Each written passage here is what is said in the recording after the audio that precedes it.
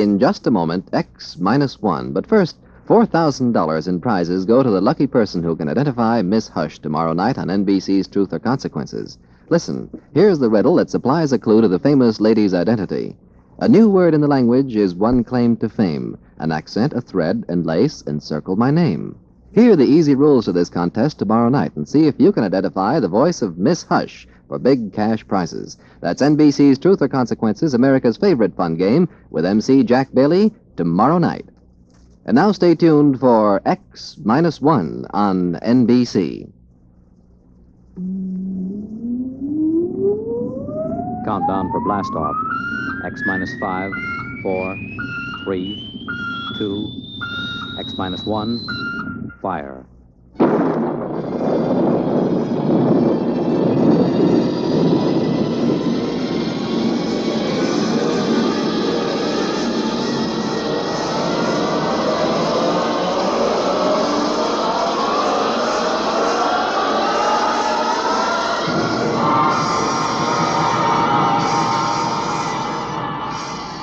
From the far horizons of the unknown come transcribed tales of new dimensions in time and space.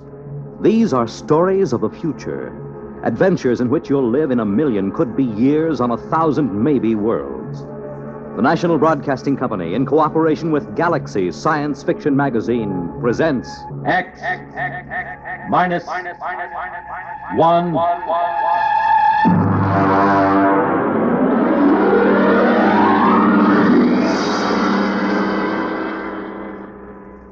Tonight, Wherever You May Be, by James E. Gunn.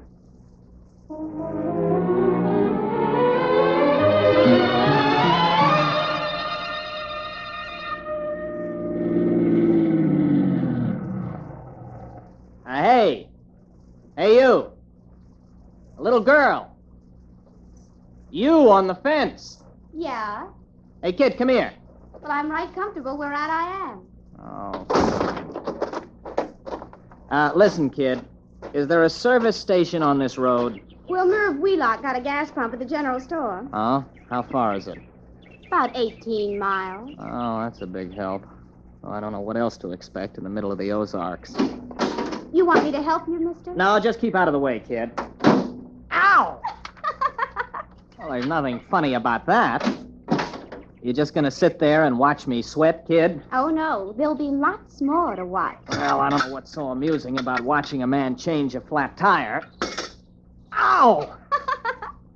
You sure you don't want me to help, mister? No, I'm perfectly capable of changing a tire by myself.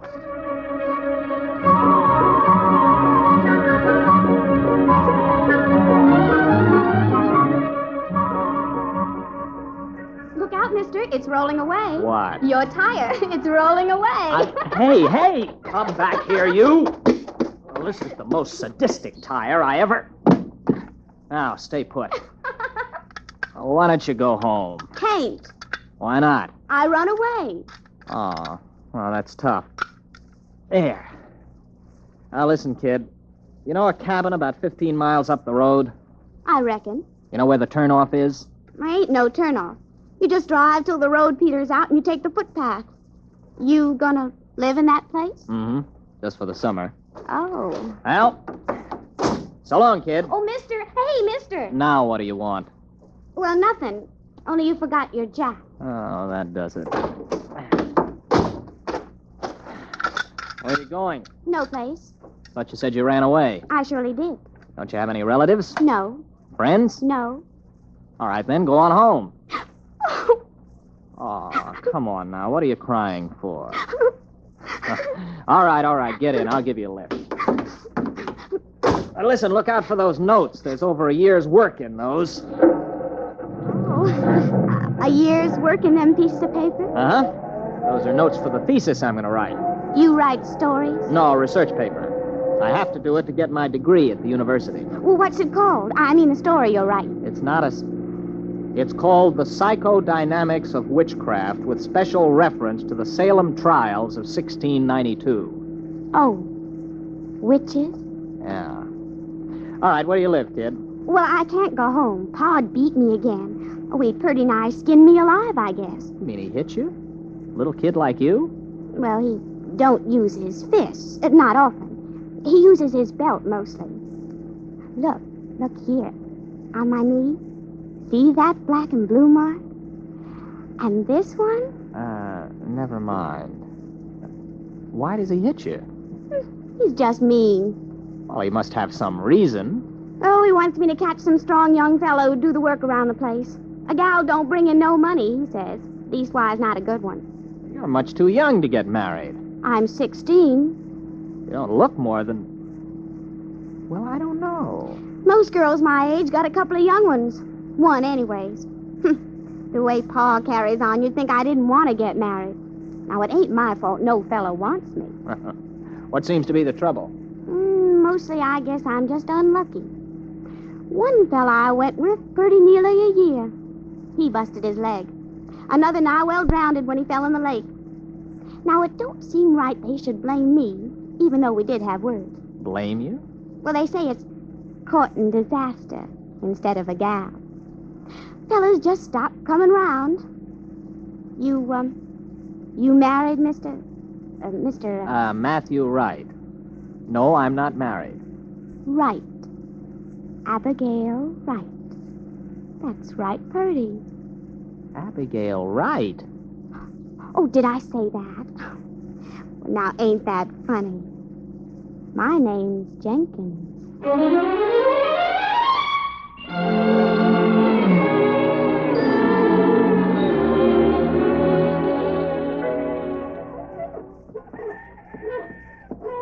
Mr. Jenkins?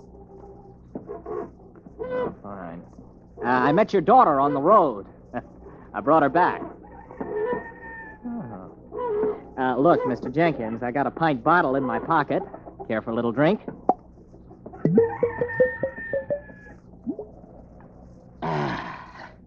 Terrible week. Well, I'm sorry. I repeat, I brought your daughter back. Why? Well, she had no place to go. She ran away. Now, look, Mr. Jenkins, I realize that teenage daughters can be a nuisance, and after meeting your daughter, I can understand how you feel.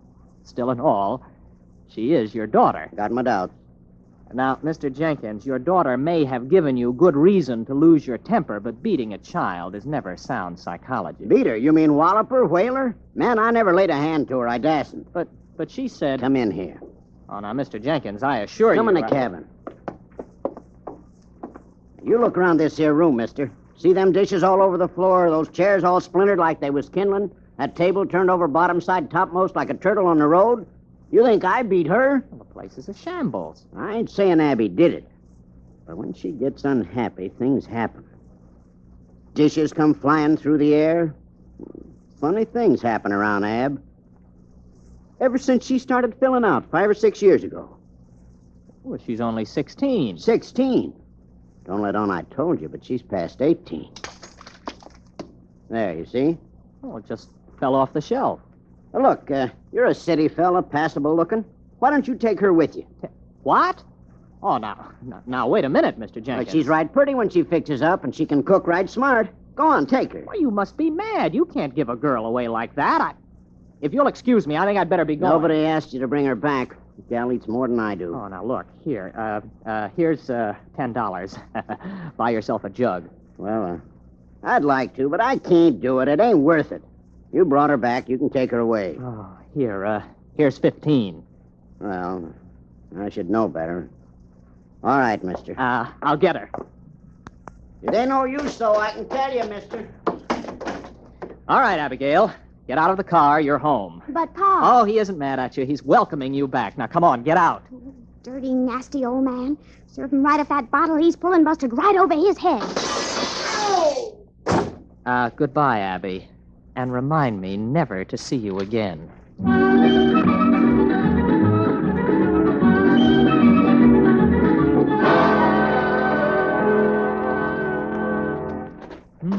All alone. I'm so all alone. There is no... Hello. What are you doing here? Waiting for you. But listen, this is my cabin. I rented it. I know. What kept you? Well, what are you doing here? How did you get here? Oh, I reckon you're hungry. Look, why don't you sit down? Supper's about ready. Now, wait a minute. I came here by car. How did you get here? Well, I rode. Oh, it's lucky I did. This place needed a good sweeping. Is that your broom? I know. It was here in the cabin. Pa loaned me a mule. I let her go. She'll get home all right. But you can't stay here. It's impossible. What would people say? Well, who'd care? Pa don't. Oh, please, Mr. Wright, let me cook and clean for you. I won't be no trouble. Honest, I wouldn't. Oh, now, look, Abby, you're a nice girl, and I like you, but you'll just have to go back to your father. Do you understand? All right. What? What was that? What happened? Oh, look at that. The car. I must have left the brake off. You reckon it's hurt bad? Well, rolling down a 10-foot grade into a tree didn't help it any. Oh, well, I'm sorry, Mr. Wright. Are you? Well, anyway, it looks like you'll have to stay here tonight then, doesn't it? I reckon. I could have sworn I put that brake on. Listen, you're going back first thing in the morning. Oh, sure. Sure, Mr. Wright. I understand.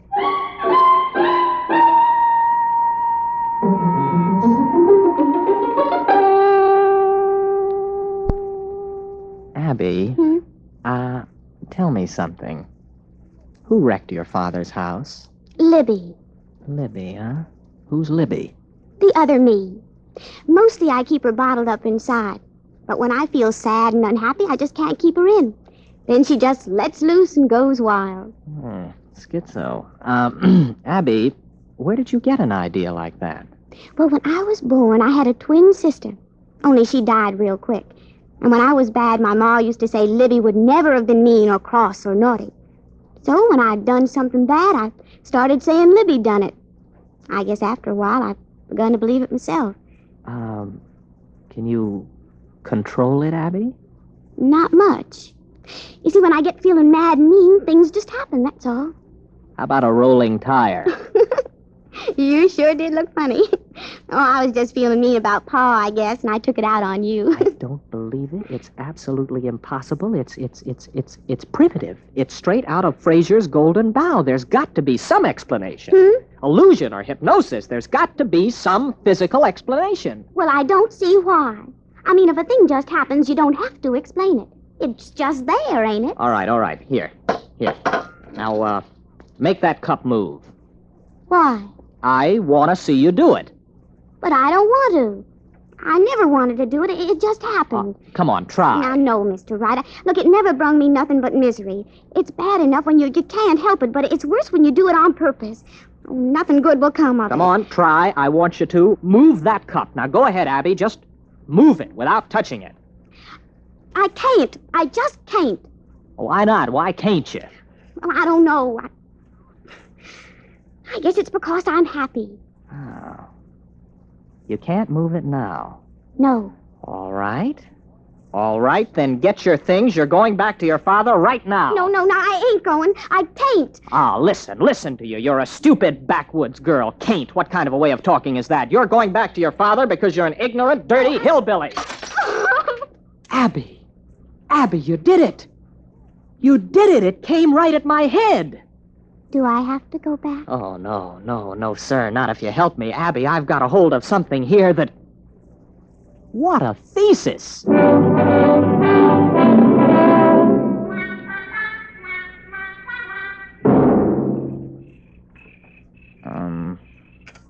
Abby? What's, courting like here in the hills?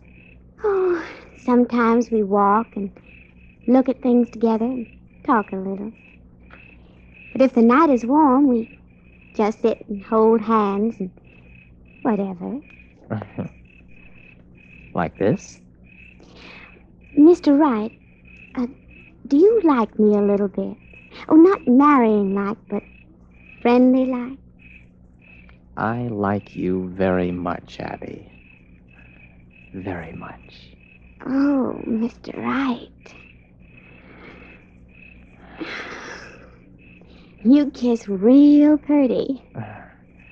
Abby, what happened to your fellas? I mean, the other boys.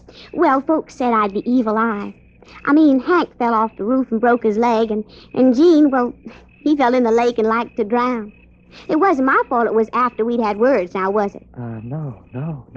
Why, Mr. Wright, you're shivering. Maybe we'd better go get your jacket. Abby, tomorrow we're going to drive to Springfield to do some shopping. Really, Mr. Wright?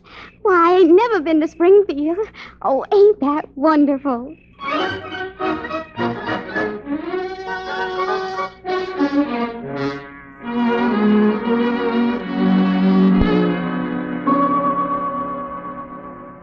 Mr. Wright. Huh. Are you happy, Abby? Oh, it's the happiest I've ever been in my life. I mean, eating in a fancy restaurant and even dancing and all. And now us just sitting here together in the moonlight. I never thought anything like this would happen to me. Abby, I'm afraid maybe you don't understand. Well, what do you mean, Mr. Wright? Oh, you know that dress I bought you? That's for another girl. What? Yeah, it's for another girl. I'm gonna marry her. She's about your size, and I thought we could pick it out that way. Oh, no, Oh, Mr. Wright. Abby, wait a minute. Where are you going? Wait, I want to talk to you. No, I'm going to bed. Matthew Wright, you are a no-good, miserable cad.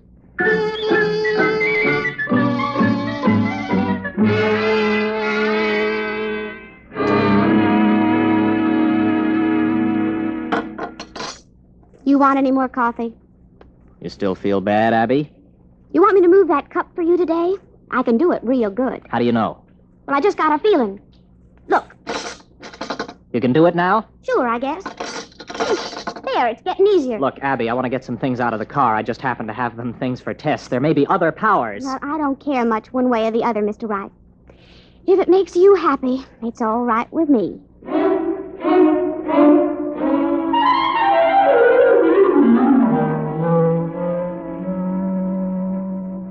Abby?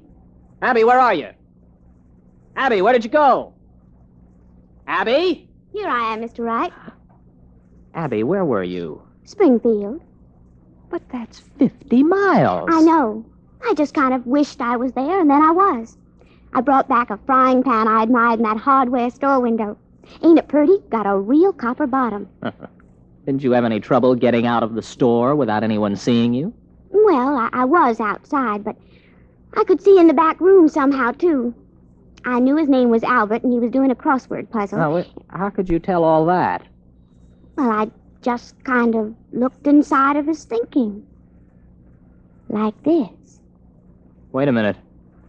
Wait a minute, Abby, don't. I could look right inside your thinking now, Mr. Wright. Abby, wait a minute. Abby?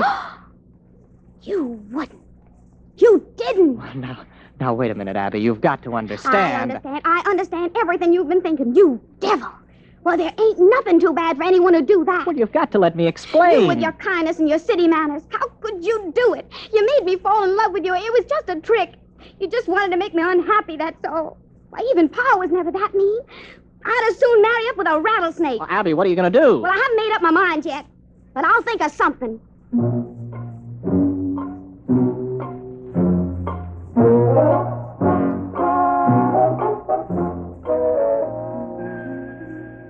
Well, I've got to think of some way out of it.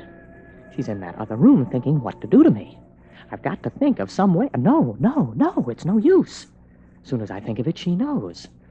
Oh, got to keep my mind busy. Mary had a little lamb. Its fleece was white as maybe if I could get her father. No. If there are 2 outs and bases loaded, or men on first and second, and a ball is hit, which in the opinion of the umpire can be handled by an infielder, the infield fly rule shall be invoked and the batter is called out. The base runners may advance at their own peril. Their peril. I've got to think. No, I mustn't think. Matty boy. Oh, no, she's absolutely certain now she can do anything she wants to.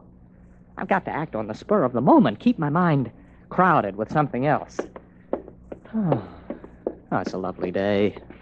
Breathes there a man with soul so dead. 'Twas brillig and the slithy toves did gyre and gimble in the wave. Froggy went a-courting, and he did ride, sword and pistol by his side, ring Tom Body Michicambo. Full fathom 5 my father lies, of his bones are coral made. Seabirds hourly toll his knell. Hark, I hear them, ding dong dell. That's pretty. Abby! Where are we going? Oh, Abby, Hmm? what are you doing here? I couldn't let you leave without me. I've got plans for you. Oh? Very interesting plans. But how could you tell I left? I was thinking all sorts of other things. Mm-hmm. Matt, you were thinking some of the cutest little rhymes. Oh, but that was on top. On top? Why, sure. Way underneath, I could hear plain what you were thinking about running away in this old car. Well, then why didn't you stop me? Conk out the motor or something. Oh, I didn't want to. I told you I could see way down underneath the top of your thinking. And you know what I found there? All the time, even when you were making me unhappy to test all them strange things I learned how to do, way down deep, you're in love with me. I am. Surely true. So, we're going to get married. Are we? Mm-hmm. There isn't much you can do about it now, is there? No. No, I suppose not. But, you know, it's a frightening thought getting married to you, Abby. A wife who can read your mind and all the rest. Oh, I wouldn't worry about it, darling. Why, I can only do those things when I'm downright miserable. Everything will be perfectly all right. Just as long as you keep me happy.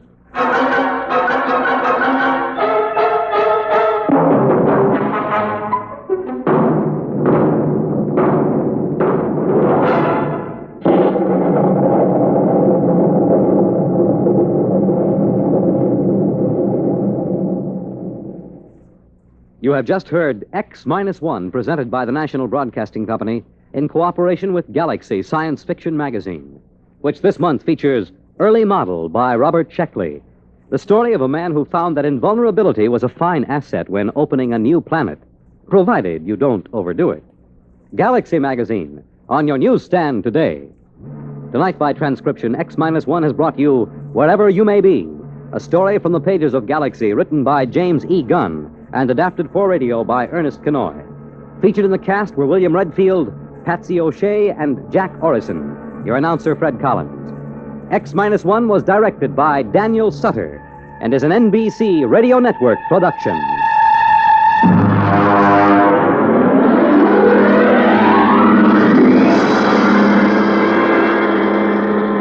Be sure to hear X-1 1/2 hour earlier next week over most NBC radio stations. Check your local newspaper for the exact time. This is the NBC Radio Network.